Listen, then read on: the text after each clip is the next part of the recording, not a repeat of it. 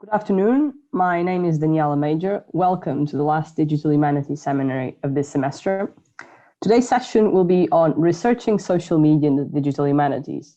The speakers are Dr. Naomi Wells, lecturer in Italian and Spanish with digital humanities at School of Advanced Studies, Rhiannon Lewis, a PhD candidate jointly supervised by the School of Advanced Study and the Science Museum, and Ayana Davan, a doctoral candidate in digital humanities at King's College London. At the end, there should be about 10 minutes for questions. If you wish to ask questions or make a comment, please note that this session is being recorded. And without further ado, I'll give the floor to Dr. Naomi Wells. So much. I'll just share my screen. Great. So I'm just going to kind of start this seminar with a more general presentation, just about why I was keen to focus this seminar on the subject of social media in digital humanities, and hopefully use this as a bit of an opportunity to discuss some kind of questions and issues relating to this subject. And it kind of arose because I have noticed in DH conferences, social media research is growing, but there are still kind of some questions about its position in the field. And this is most effectively summed up with the question, but isn't this just media or communication studies research? I'm not always sure it's that productive to really overly define or police the boundaries of disciplines. But I do think it raises some important questions about why social media remains a fairly kind of rare object of study in the humanities. And also how bringing social media research into DH is not just about different objects of study, but it also raises some important methodological questions about what we do in DH. So I'll kind of go over some of these points before handing over to Rhiannon and Nayana, who are going to talk about their own social media research. Just to say, the ideas I'm presenting are kind of working through. I'm really putting them forward for discussion rather than them being set or, fixed ideas. So I very much welcome responses and feedback. But just to kind of begin, the first point I want to raise is this uncertain position of social media in humanities more generally. And I do think this is at least partly due to a reluctance to take social media material seriously as cultural texts. So this is a big issue, a kind of complex issue. I think it connects to different understandings and definitions of culture. And I've been returning to my Stuart Hall to think about this question, but I think I probably haven't got time to go down the rabbit hole of what is culture. But just to summarize, I do think digital culture and social media in particular adds new complexities to earlier discussions about the relationship between more formal cultural production and more popular and anthropological understandings of culture. And as in these earlier discussions, it's really important to clarify that this doesn't mean collapsing different cultural forms and practices, but is about recognizing the important, oh, sorry, my slides are jumping. It is about recognizing the important cultural work that takes place in the everyday, and that's both online and offline. And so taking social media seriously as cultural text isn't kind of an uncritical celebration of social media, and it isn't kind of simplistic or glib equivalences between a kind of tweet and a novel, for example. But I do think features like the rich intertextuality of social media content and the increasing kind of acknowledgement that internet users are very selective when they think about the narrative and aesthetic affordances of social media and how they choose between different platforms to convey their message. I do think this shows roots for humanities researchers and particularly cultural studies researchers to really offer huge insights into this subject. There is important work being done on this subject, and particularly there's a growing kind of idea of social media, both its relationship to cultural heritage, but also considering social media as cultural heritage. And we see, for example, cultural heritage institutions are starting to really think much more seriously about how they archive social media data. And this is about recognizing its importance.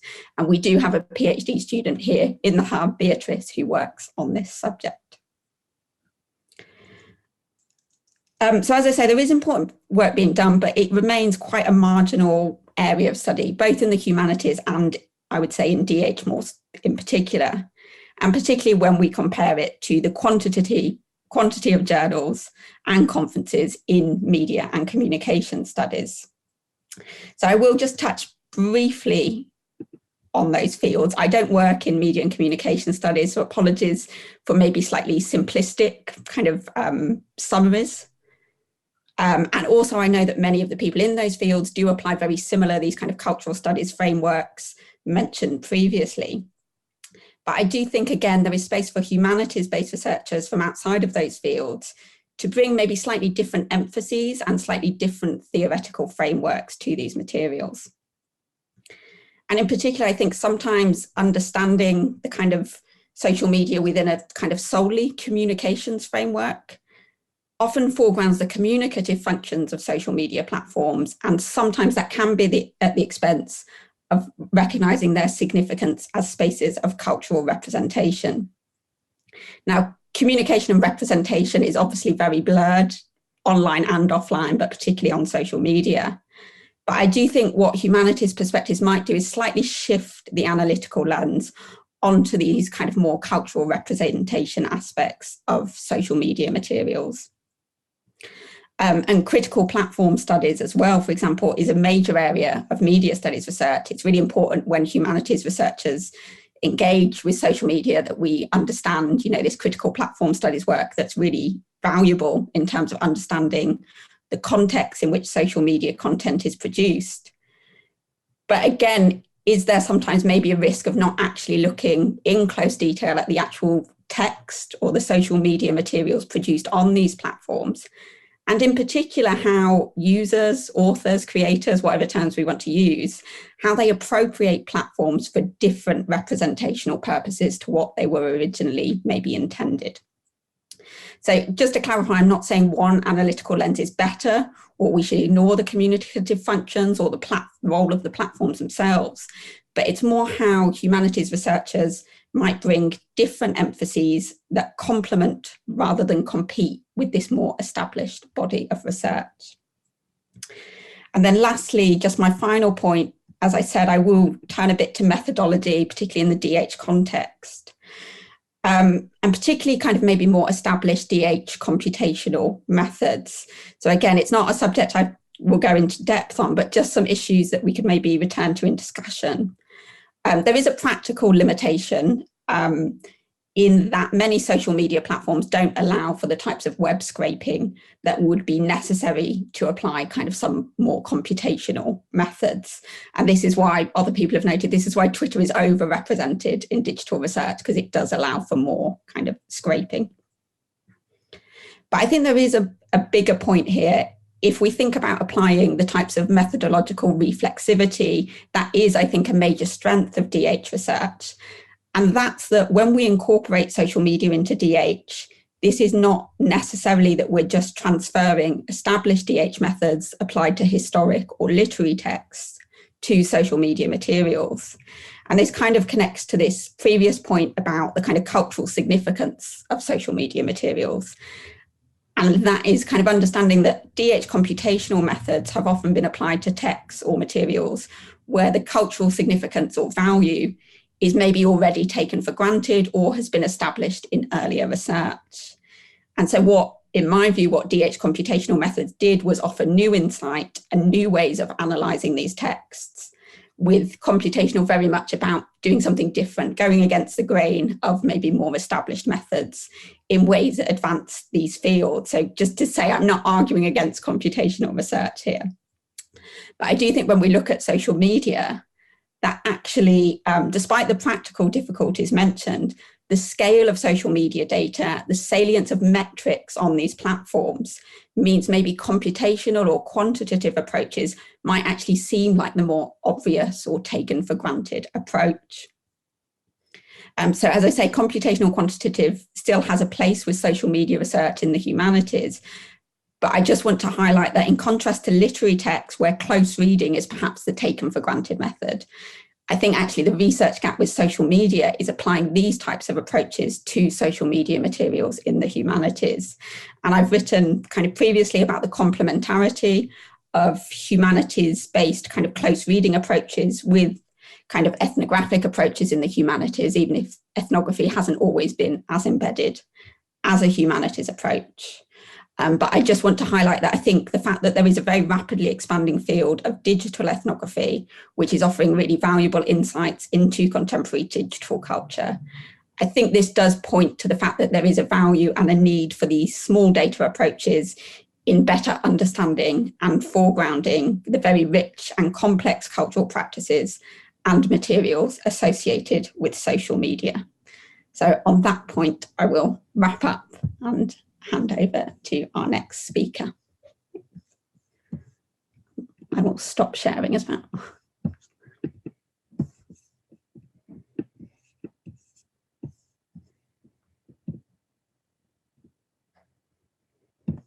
Oh, I think we might have lost Daniela. So shall I introduce our next speaker? Is Rhiannon Lewis. She is a PhD student at the School of Advanced Study. And yeah, I will hand over to Rhiannon because I think Daniela might have dropped out.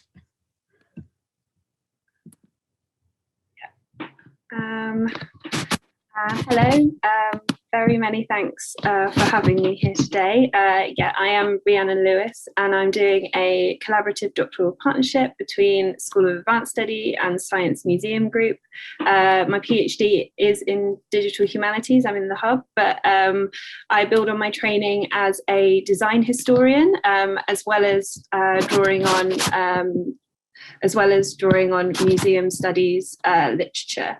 Today, I'm reflecting on some of the work that I've done towards my PhD, which is ongoing and currently titled Collections as Networked Images, the reuse of Science Museum Group collections in the form of digital images through social media.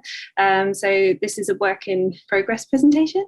And just to be clear, the scope of the project is focused on user visitor generated content rather than the museum output. So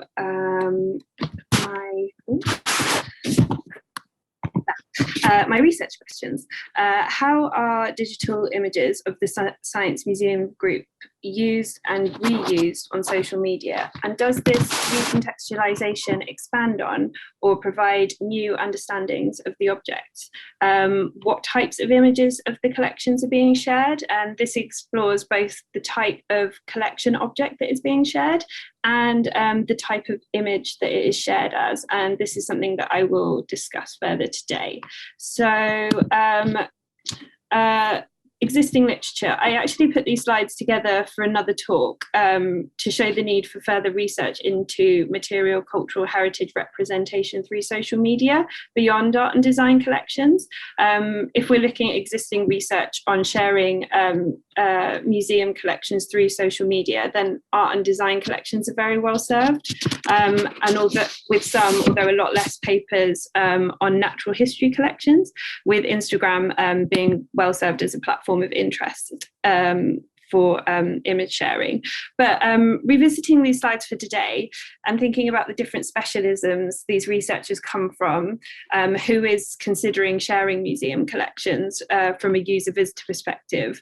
Museum studies is very well served, but we also have art education, information communication, cultural studies researchers, alongside museum practitioners working around how their collections are being represented. Just to introduce the Science Museum Group as a site of study, it's made up of 5 museums and 2 collection storage sites, which are listed here on the slide. The Science Museum Group collection represents material cultural objects of science, technology, engineering, and medicine. It's a large and varied collection inclusive of objects from looms, locomotions, spaceships, medical equipment, ethnographic objects, and even film and TV props. But although there are 5 museums and 7 sites in total where the collection is held, it's considered in my research as one collection. This is in line with how the Science Museum Group considers their collection and how it's represented on their online collections website. So just to talk a little bit about why digital images. I'm positioning digital images of the Science Museum Group objects as a accessible technology of reproduction. This is not to say that it's the most innovative way to represent the collection. Photography hasn't been a radical reproduction technology for museum collections since the 19th century, but digital photography is, however, widely used by the museum and by people who are visiting the museum. Digital images are a technology that is easily accessible through camera phones and digital cameras, meaning that people can share images that they have taken themselves of the collection, or share images of the collection that the Science Museum Group have hosted on their website. So I therefore propose to frame images as a technology of use, taking inspiration from historian Dave Edgerton in Shock of the Old, and Andrew Dewdney, who is an art and media researcher in the networked image. So with that in mind, digital images of the collection are defined as two types: newly created, those shared by visitors to the museum and then shared through social media, and existing digital images produced by the museum that are then shared through social media. And these types are then shared through, then explored through Twitter and Pinterest as sites of interest. And I'm going to talk a little bit about the affordances of these platforms and how I went about doing my data collection on them. So Pinterest is used to understand how existing images of the Science Museum Group collection, object photography found on their website, but also on collections online pages, is shared. And just to introduce Pinterest, it's an image-based platform. Digital images exist as pins that can then be collected onto boards. And almost all pins are sourced from existing images from the web. I collected data from Pinterest by collecting each week for 6 months between July 2019 and January 2020, the top 50 organically shared pins from the Science Museum Group's webpage through their business analytics page. And this is where doing a collaborative doctoral partnership came in very handy, because I had access to their accounts because I was based there. And these were not pins that were shared by the Science Museum Group. They were digital images that were shared as pins by Pinterest users, but was found from the Science Museum Group's website. And then I supplemented this data with object information from the Science Museum Group's API. But then moving on to creating and sharing new images. So this type of sharing, digital images taken in or even potentially shared in the sites of the Science Museum Group and shared through social media. I'm looking at Twitter as an image sharing platform. It's a microblogging platform where sharing media and text in the form of tweets has a high turnover of content that can be discovered through users' feeds or search function. So I collected data from this between July 2019 and December 2019 using Twitter capture and analysis toolset. Kind of the scraping that Naomi mentioned earlier. So I was only collecting tweets that had official Science Museum Group handles in them, like the slides that you can see, such as the ones that you can see on the slide here. Collecting in this way considered information flows of tweets and their expected audience, as per Nissenbaum's theory of contextual integrity, which I'll introduce in a second. The inclusion of a hashtag or a handle suggests that the author of the tweet intended it to be searchable and available beyond their followers and those who access their profile. Therefore, it's an indication that they are participating in a public conversation. this research builds on a growing body of literature in social media and internet research. Social media is not stationary, and it is therefore essential that ethical principles from humanities research is employed in its undertaking, and it should reflect its changing nature as a site of study. New platforms are constantly being created, and social norms on these develop. Even on established platforms, the algorithms that shape them change regularly. So in my research, I'm only looking at the text and images people meant to share in the public spaces of online. I'm just looking at specific instances of collection images that are being shared, not looking at the patterns of behavior of individuals, and not looking at anything from private accounts. So this approach was formed by looking at frameworks for best practice built on theoretical work on privacy by information scientist Helen Nissenbaum.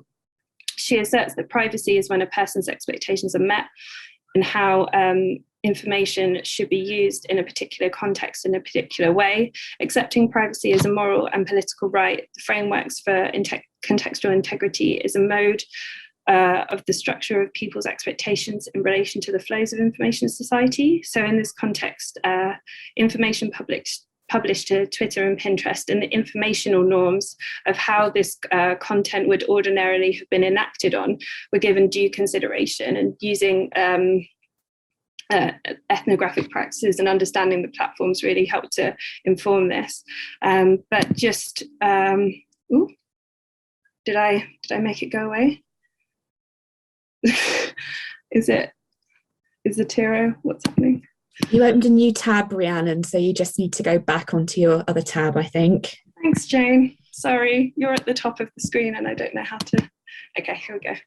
And final point. It's literally one slide.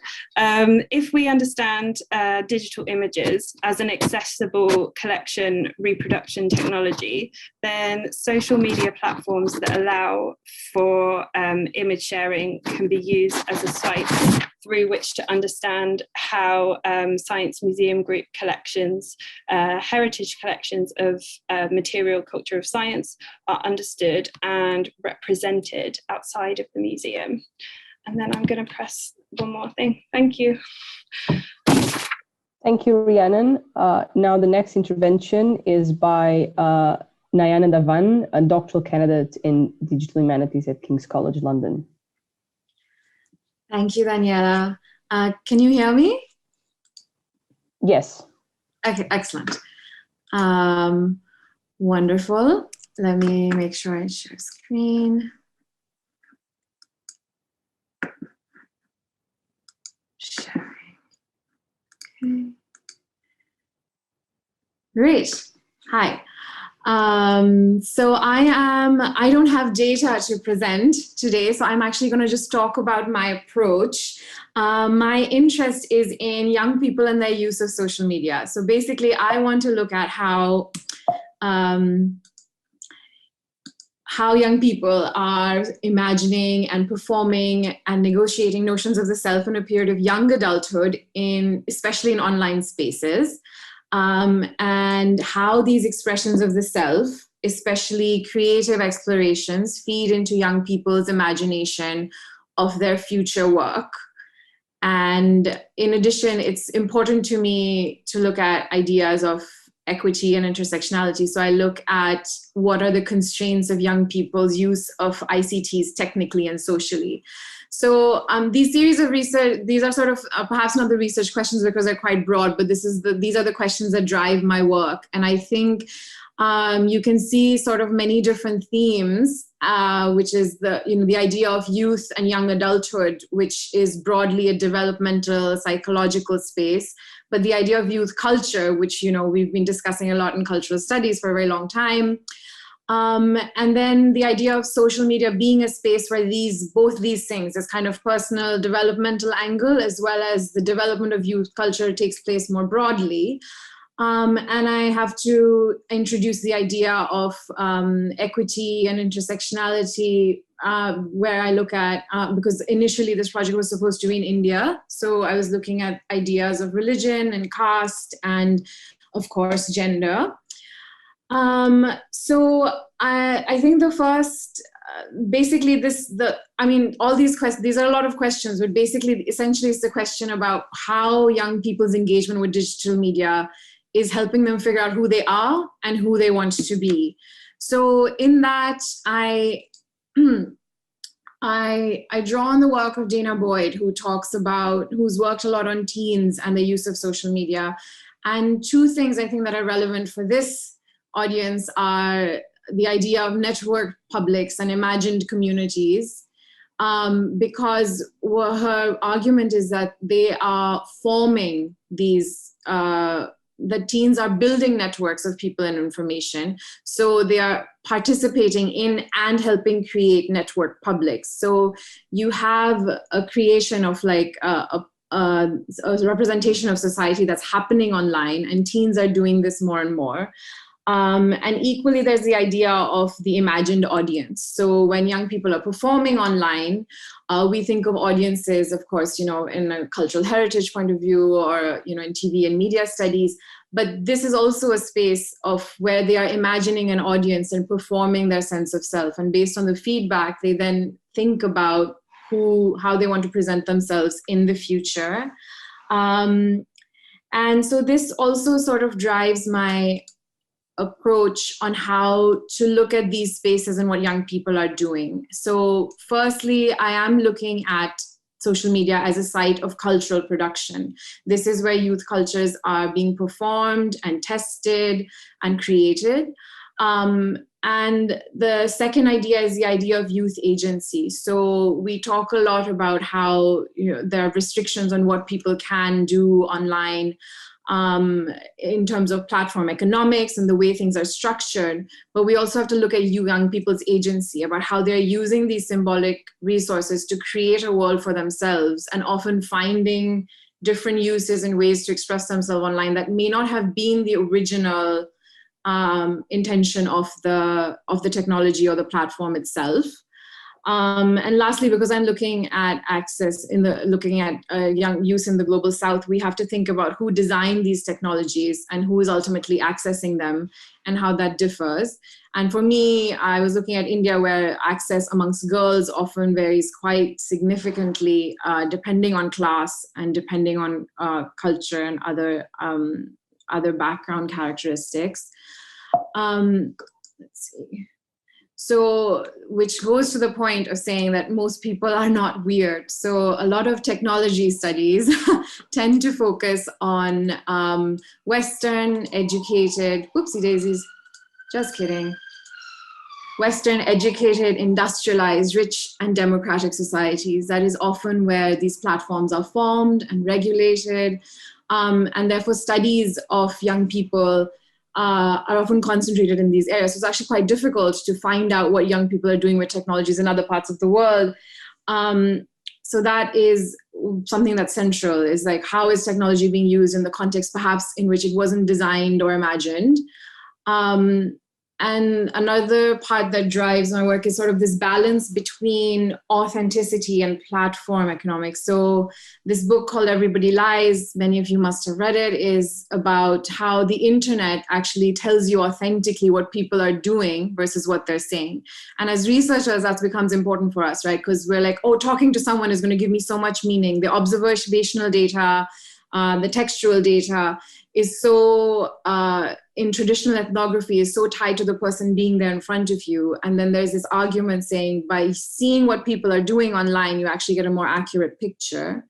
But equally, going back to the point of how this technology is designed, we know that algorithms are designed with a particular audience, and often that audience is a weird audience. It's perhaps catered to a certain race or gender, and which means that how other people engage with it or how they're left out becomes an important way for understanding who is actually able to form youth culture. Let's see. So all of this is to make the argument that I have to use an ethnographic approach when I look at young people in the global South. I mean, I think it brings together the idea that culture itself is so different, and then access to these online spaces is different. They're designed by people perhaps in a different culture itself, but equally recognizing that the culture that then is created by young people merits its own inquiry. And therefore, like, I'm using Christine Hines' perspective of saying that an ethnographer of the internet remains skeptical about the claims that are made about how proper use of technologies and their inherent capacities, wishing instead to find out how users make sense of them for themselves. So this is a very traditional ethnographic approach, I think, is the point I'm trying to make, is although I study social media, this is a very traditional way of looking at people and at society. Equally, I want to bring in the part about, sort of networks and culture, when CozyNets uses an idea of netnography and talks about how can we understand human to machine interactions and experiences, and what is the cultural and social phenomenon manifesting as social media, and how does it relate to concepts we already know as networks, communities, and society and culture. So I think seeing social media then as a phenomenon in itself helps us just see a human being who is in society, where social media is just part of the society in which they inhabit.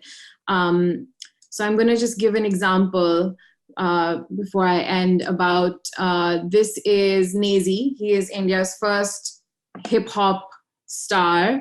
As you know, hip hop didn't originate in India. And he's from one of the informal settlements in Bombay, which is, I mean, a lot of people would call it a slum. And he talks about his, Maghreb means West. So he talks about himself in his latest album, and the way he became famous was that he made a video on an iPad and then released it on YouTube, and suddenly he is the biggest hip hop sensation in India. Last year when he launched his album crossed 100 million views in 1 week.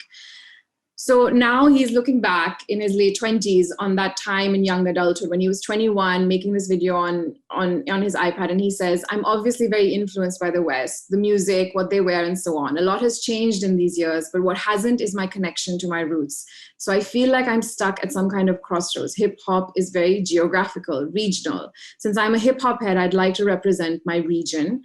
In general, the West has been very influential for me. Bombay is in the western part of India. I pray to the West. Hip hop came from the West. I moved from Kerala West to Bandra West.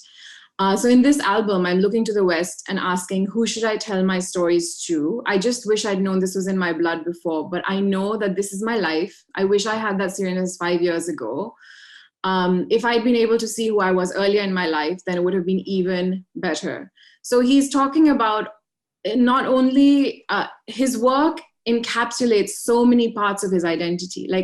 This idea of authenticity has become so central of how young people are presenting themselves online. He prays to the West. He's talking about his Muslim identity. He's talking about moving from Kerala West to Bandra West, so going from an informal settlement to a fancy part of town. And all these stories are tied into his music. So and hip hop, like I said, is not an indigenous art form to India. So it's interesting to see how he's able to incorporate this idea of identity, but also how moving from young adulthood to an older part of adulthood, he's questioning identity in that part. And YouTube is the platform that gave it to him in some ways. My idea is to think about how young people are using social media as a space for creative expression. However, Nazy is the success story. He is the 100 million views in a week guy. But in India, it has one of the largest youth populations in the world. The question is that we think that social media is this free space for expression, and it gives you so much opportunity and connection. But equally, we don't know how many of these people are going to succeed, how much their background actually ties into their idea of success, how much support they need. So to end with, I want to use this quote by Poonam, which says, "What happens when 100 million people start dreaming big in a place when no one is prepared for it? Families, teachers, employers, and governments. And they realize that they're on their own. They reconcile themselves to the idea that they must build a world in which they can be what they want to be, where how well you do depends on how badly you want to do well. Once they have created this bubble of aspiration, they chase their dreams like their life depends on it, do or die." So what is important to me is to discuss how social media is a place for developing aspirations as you start to develop the self. And balancing all of these concepts is sort of fundamental to my work.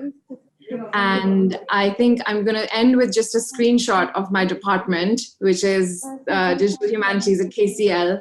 And you can sort of see that there are 5 streams, which is digital cultures, tech, media and participation, and data worlds, economy and society, and digital epistemology. And I'm not sure I fit anywhere squarely in these because I'm using a very a mixed traditional and social media ethnographic approach to ask a very sociological question. So yeah, I would like to end here and looking forward to discussing this more.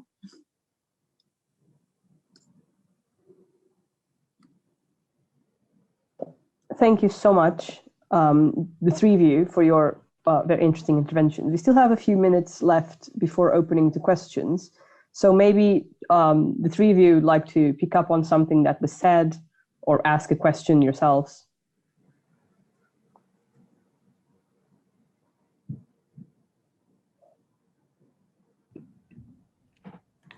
Yeah, I think, really interesting. I think I really enjoyed, there's so many different approaches, and, I say social media is such a big thing, isn't it? That if we talk about it, we're talking about some very different things in terms of platform, in terms of those. But I was interested, I think you both raised this challenge of, there are a lot of, there was the ethics challenge, which I think you both raised, which is really important and is one thing that DH might need to think about. How do we give ethical guidance for DH specifically that might involve different ethical guidance to what's been needed for historical texts? I think is really interesting. But also the challenge, I think you both raised this question of the text and the platform. So I just wondered, how do you find balancing? As I say, these are old debates about the medium and the message, but do you, the struggle between, looking at the actual text and the platform, and I think you both raised really interesting points there. So just what do you find most challenging in trying to reconcile those two, maybe? Do you wanna go? I can, I think from like a practical point of view, I think when you're doing like digital humanities, like processes of collection on this stuff, you do end up with like sort of CSVs of links and IDs and stuff like that. And for me, when my work is so about the images, there's a real sort of dislocation there. So I think, but it's so important that you do go back to not only the image and the text only on Twitter. Pinterest would more be the name of the board, but you need to go back to the context as well as the image. And I think that there's a kind of continual like reassessment, I think, when you're like doing computational processes on stuff and getting back down to like what is the actual primary source. I don't know if you want to speak, Naomi. Yeah, and I think this ties in with things like Twitter. So, and like Naomi said about the ethics of this stuff. So different platforms have so many different ways about how you can cite them. Like Twitter needs you to use its original text and cite the user, whereas others don't. So I think the ethical principles of how you use which platform are just evolving. And while we have guidelines, I think they still change so much, especially in recent years when a lot of the APIs were shut down. or became more restricted and harder to access. Facebook became Social Science 1 and you have to apply. And so I think it becomes, there's definitely a lot to learn from the big data approaches and the social and cultural analytics approaches about how to scrape and display these things that are seemingly in the public domain. So I think those arguments, even ethics committees are not always, prepared for some of the questions we come up with. So I think that was definitely a question. I think I learned a lot about the platform through talking to informants. I'll focus on the photo and their text and what it means and the networks they're going out to, but they'll say, well, they switched this button on Insta and now my thumb can't move here. So I think they're teaching me something very about being human and using this technology and how the patterns of behavior are so ingrained and how platforms leverage that. So I think that's always nice to see. And I think, I have so much to say about how platforms respond to people, but I mean, that can be a discussion later. Yeah.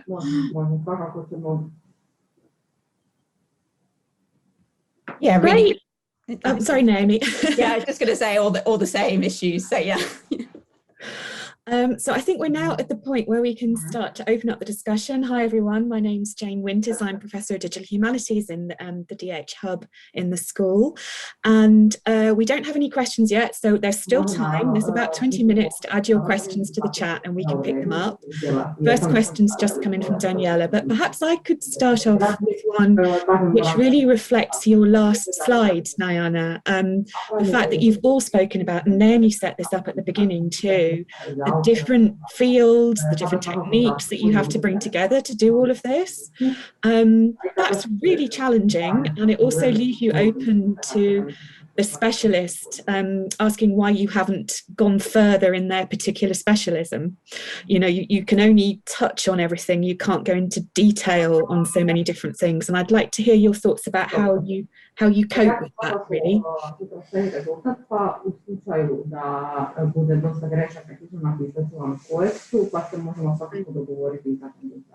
I think someone might be unmuted in the audience. I think we're getting, sorry, just a bit of, thanks, sorry, just I was trying to clarify. Yeah, I think this is, sorry, was that about the interdisciplinary challenge of? Yeah, how you manage that challenge of so many different areas that you have to take account of, but you can't go into enough depth in any of them to become a specialist in those areas. So how you manage that? Yeah, I can kick off and say it's sometimes you just wish, don't you, that you're in you have dreams of being a single disciplinary. I guess I think digital humanities, that is, and I work in modern languages as well, and I've always been interdisciplinary, so I don't know another way of working, which helps. But that it is a challenge, and I think it's important, when we want to ask a question, that we try to use as much as we can, so we look at what our questions are, and then we try not to be too defined by a discipline. But that is very challenging, as you say, because some people say, well, we've written about all this in media studies, so you should have read this whole literature. I do think there needs to be an openness to, and that's what, with the humanities, people coming into social media maybe as a new area, we need to accept, and it's the same with DH, if someone comes into DH, they might not have read all the DH literature, and how do we allow them to bring in different theories and ones that aren't already maybe established? It is important to understand, what are kind of the established in DH, but I think a kind of interdisciplinary openness is something that DH has, but yeah, I don't know if other people have comments on it. No, you go, Naomi. No, you go. That's the order.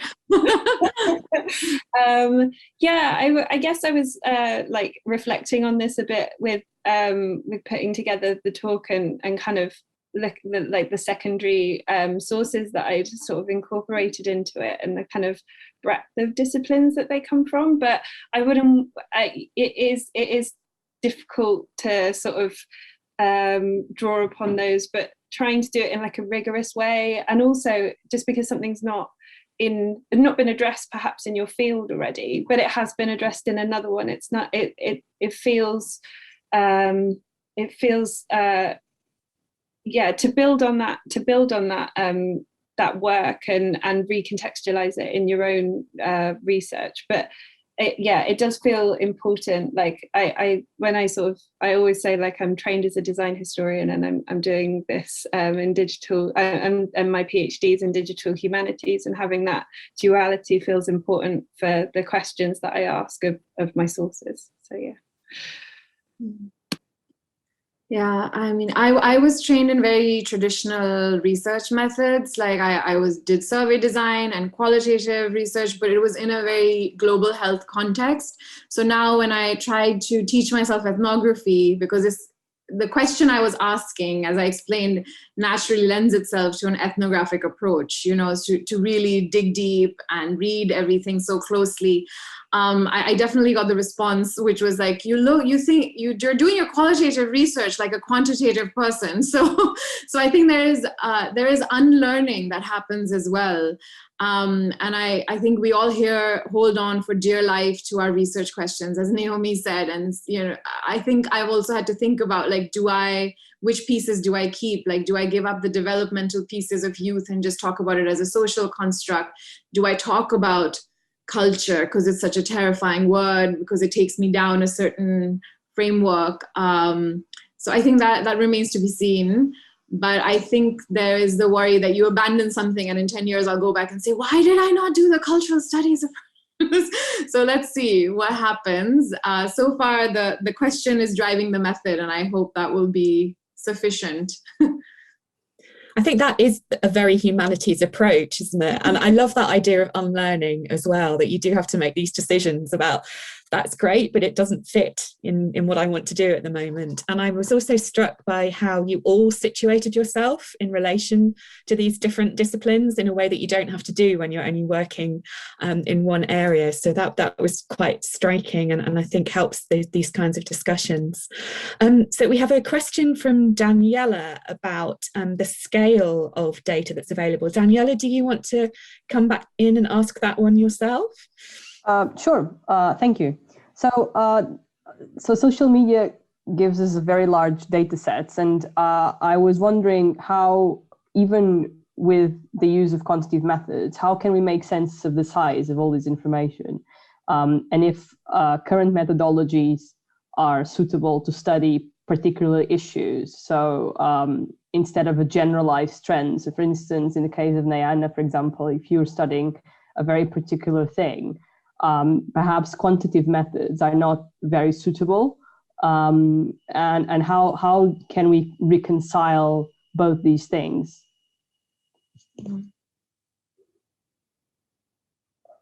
I mentioned Ayana, but I think this is a question anyone can answer. I'm sorry, I didn't mean to put you on the spot. No, that's fine. I'm happy to talk about data. I can talk about data until the end of time. So I think, and Rhiannon can obviously attest to this as well, like when you scrape, and I know Naomi's also working on a project with these data sets. I mean, when you scrape data, like any other quantitative data set, they don't tell you how long it takes to clean your data set. So you scrape it, and then you have all these ridiculous tweets that don't really make sense with each other. And you have to really, I think the thing with scraping, for example, which seems sometimes like a quantitative data set, or you use it for network analysis to make issue groups. It depends on how you use it. But it's remarkably iterative, because you find this data set and you're like, well, that's not answering the question that I asked, or now I'm going to have to change my question. So you look at different tweets and you narrow it, because a lot of them are not related, and you have to drop so much of your data set. And that's such a big part of the research, is finding the data set that's actually answering your question. And can we make sense of the breadth and size of this information? So I do a lecture on big data. And I think that is the big thing, is that you have so much data, you don't have to use all of it, and not all of it is useful or true. A lot of it is done by bots as well, which is why you have to be so careful. You'll find all these tweets, and you find the same tweet over and over again, and you know it's a bot, right? So do you take it out? How do you note it in your methodology? authenticity, again, of data is such a big question when we look at these giant data sets, because big data is so alluring because you think it's going to answer so many questions. But like any other research, it's only as good as the quality of data. And that's something only you as a researcher can get to, I think. Yeah,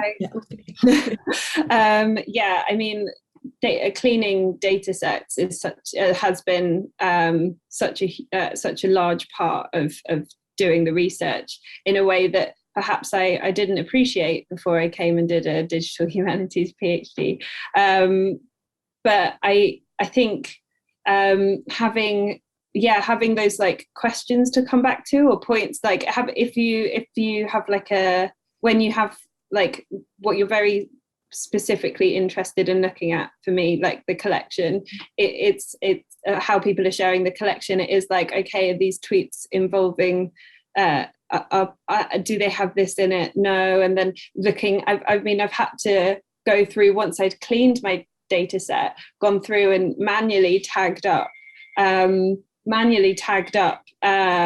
the images that had collection items in it. And that was something I thought about doing computationally, but actually the data set was small enough that I could do it myself. But having that kind of, but I then appreciated having that kind of, I guess, although it was still quite a large amount of images, that close reading of getting up close to my data. Sorry, I was distracted by, apologies for interference. Yeah, I just want to echo that. I think it is, sometimes it's, and I found this in doing kind of training on doing online research, and people think they have to explain the whole internet. Like, I think the scale can be very intimidating people, and it does put off a lot of humanities researchers, particularly if they don't have computational skills, from even beginning to engage, because I think it's huge. But I think Rhiannon's right about that. You know, if you have a specific question, start small. You know, maybe at a certain point you want a lot of data, but maybe you can get into social media by starting small. One hashtag that isn't a very popular hashtag, you know, and also trying not to think you have to explain everything. So ethnographic is not, the joy of ethnography is you don't have to be representative. It's interesting in and of itself. It's an interesting text. Whether everyone does it, that's another question, but you treat the kind of the small, give it its value, and I think you don't feel you have to explain the whole of the platform, basically. Thank you. Great, thank you. We've got an observation in the chat from Joseph, which is at the other end of the spectrum, and picking back up on that point that Nyana made about bots in the data. Joseph, I don't know whether you would like to ask a question yourself.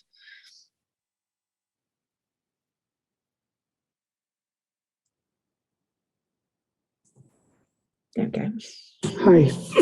No, it was just an observation from my end. I mean, I know it's going to the other side of the spectrum, but this is definitely a challenge that academics in social media have when dealing with large data sets, because like Naomi said, and Rhiannon and Nyana said, you know, it's bots. There's so much with artificial intelligence coming in. They're not repeating tweets anymore. They're getting smarter. They're using different kind of language. They're developing predictive text. So yeah, learning Twitter, Facebook messages is not just the same like before. So that's it from my side. Thank you. Thank you, Joseph. Naomi, Nyana or Rhiannon, did you want to come back in on that?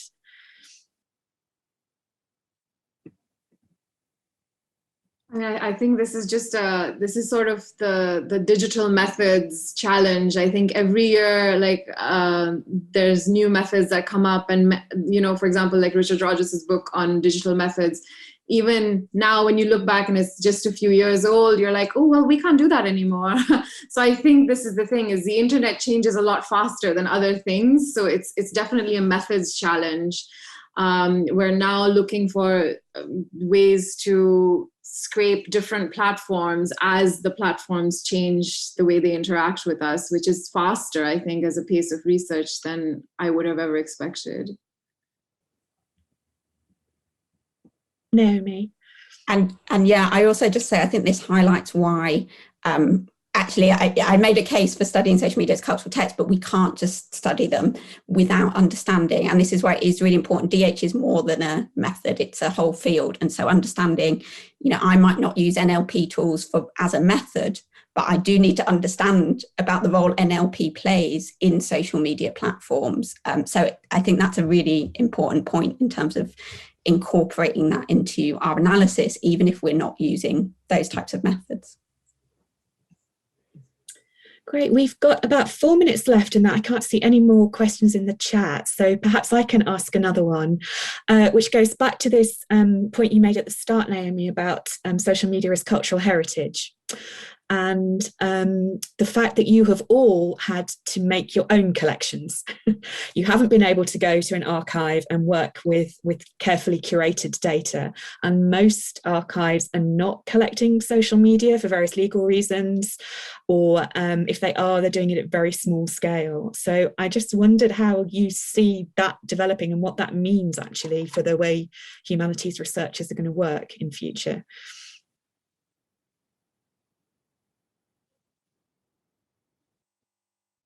I think having gone to several presentations, not necessarily from humanities researchers, but people using Twitter as Dataset. I think there are a lot of Twitter datasets out there, and kind of software that you can use to. I think the term is rehydrate your tweets.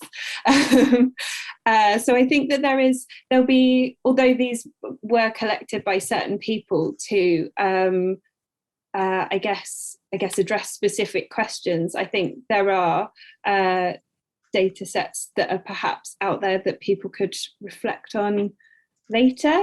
But equally, I don't know, I feel like when you were asking the question, I was thinking specifically of Pinterest kind of already being this like collection by other people of the Science Museum's collection in their own way. So yeah, I think there's depending on what source you're interested in or what question you're asking, I think there are things out there, but then equally there is this kind of, there's difficulties for, say, if you're the UK Web Archive collecting social media, or yeah, it's I think it's evolving. It's not that there's not things already out there, but yeah, I think it'll be interesting to see what the next stage is, or how people use the information that has been gathered at this time.